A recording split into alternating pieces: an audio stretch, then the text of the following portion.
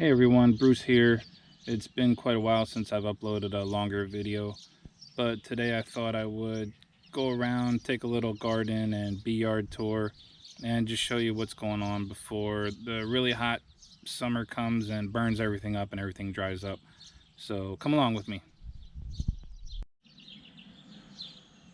Right behind me you can see where I have two sunflowers that are from the same seed packet, but look at the difference in the color, or not the color, but the shape of the flower heads. And I got a little bee here working them too.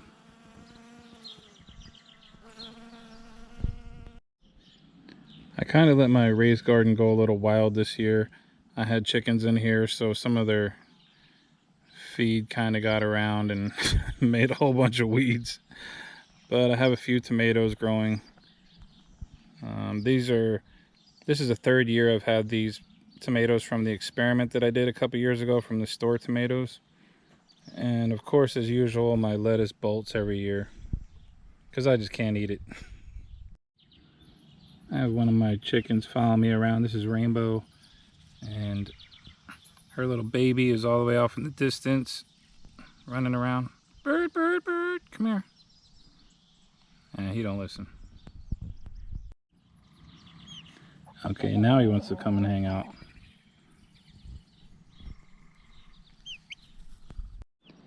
The lemon balm is going absolutely nuts as usual.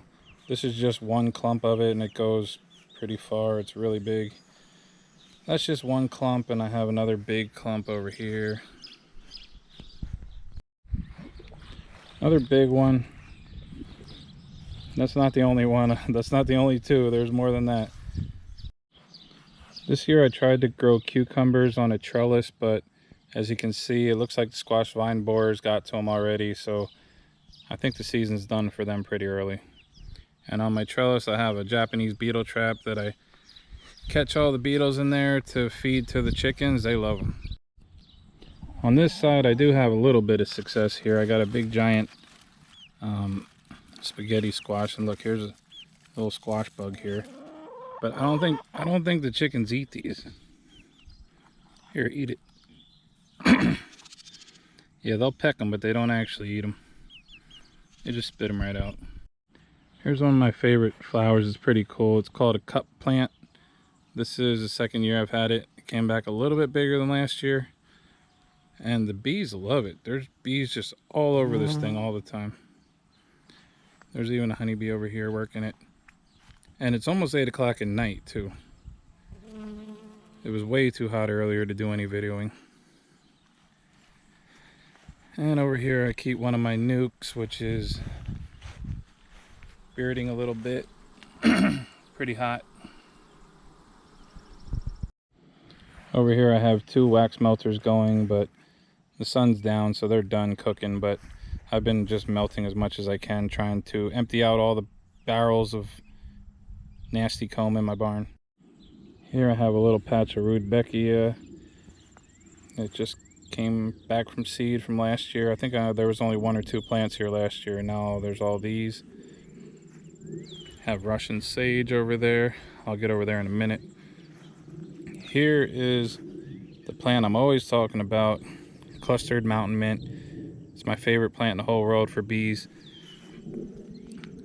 It's impossible to get on camera how many bees get onto this thing when it's sunny out. There's just thousands and thousands of bees on this one patch. So I split it up a little bit last year. I'll show you the next clump. This is a different clump. I only took a little piece, stuck it in the ground, and this whole big giant thing came out. And I have another littler clump over here. You know, this will get much bigger by next year, and I'm just going to keep dividing it until I have it everywhere. This is probably tied for my favorite plant for bees. This is Russian sage. I love this plant. This is a little divide I made last year off my big one that's back over where I first started walking. These chickens are following me everywhere.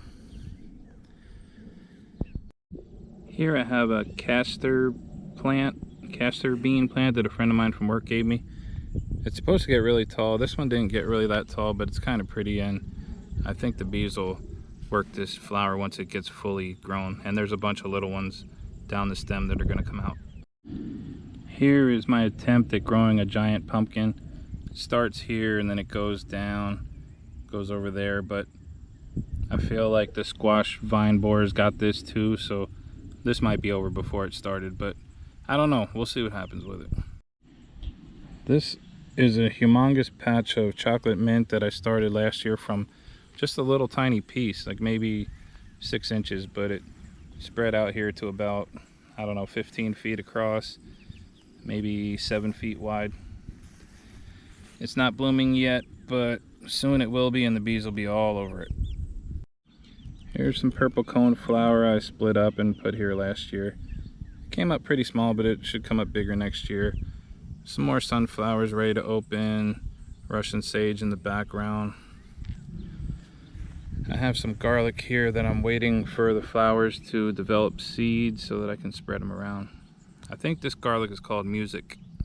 It's really good. These are Egyptian walking onions that I cut the giant stalks off just to see if they'll get a little bigger. Egyptian walking onions are really fun to grow. You can't kill them, you can't freeze them. They just will not die. They're just like the zombies of onions, and they taste really good. They just don't get really big.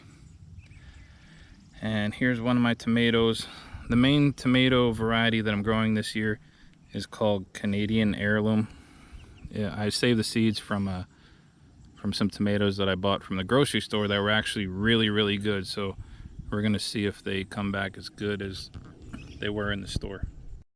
Here I have a variety of things. I have a big giant patch of oregano that's in bloom. The bees love that too. I've been dividing that. Some various asters that are blooming a little early. I don't know why.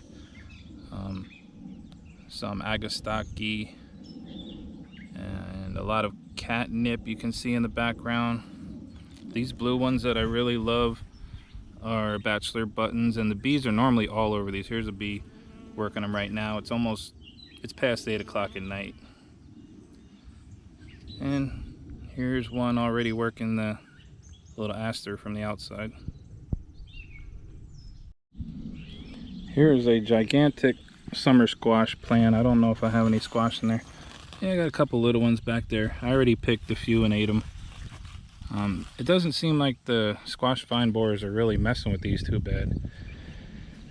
Here I have some really big asters in the background. These are just the wild ones that I let grow. I've never seen them get that big in the wild, but they're pretty big here. Some chocolate cherry tomatoes. Here's a big catnip plant. When I see them just kind of randomly growing in the yard, I try not to mow them. You got the bees working it. Still working it, you know, like kind of almost about to be dark, and they're still out here really hitting it. It's a very strong mint flavored and mint smelling plant. This whole patch right here is just wild bull thistle that I just allowed to grow. I didn't mow it down or kill it. You'll see in a couple minutes the flowers that this thing produces, and the bees go nuts on them. This plant right here is goldenrod, but it's not ready to go yet. When I see this plant start to bloom, then I know it's about that time for the goldenrod flow. Here's the first flower to bloom on this whole giant patch of bull thistle. This plant, man, if you were to fall into this thing, you would be in some serious pain. This thing is thorns on top of thorns. It is just a painful looking thing. You can't even pick Japanese beetles off of this because it's just so painful to touch. It's worse than a cactus. Here is some Joe Pye weed that the bees really do like, but it's not quite open yet. It should be open in a few days. And this is another thing that grows wild around here. This is my little patch of milkweed that I dug out of my neighbor's yard and put this little fence around to keep myself from mowing it over by accident before it came up. I'm growing this for, you know, some monarchs. I think it'd be pretty cool if monarchs would lay their little eggs on here and have some caterpillars, and also for the bees. Milkweed does produce a ton of nectar. So hopefully this patch really fills in and gets bigger over the years. These two are still following me around. Let's see what the bees are doing. It's interesting to me how colonies like this will not have any bearding, even though it's totally full of bees. And then as you can see, that one in the back, it's just bearding like crazy, absolutely like crazy. They're not out of room. They do have room. I was just in them. I took honey off of them and gave them some empty frames in the top boxes. But they just hang out. No swarm cells, nothing like that. Perfectly healthy colony. These are the bees that I got out of the Noldy forest a couple years ago. Some of my favorite bees.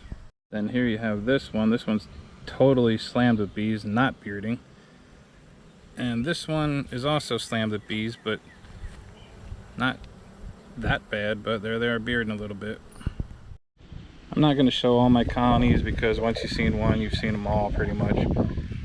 These are my favorite bees on planet Earth. These are the tiniest bees I've ever had. They draw like cells that are like 4.6 millimeters. This was a swarm that I got this spring.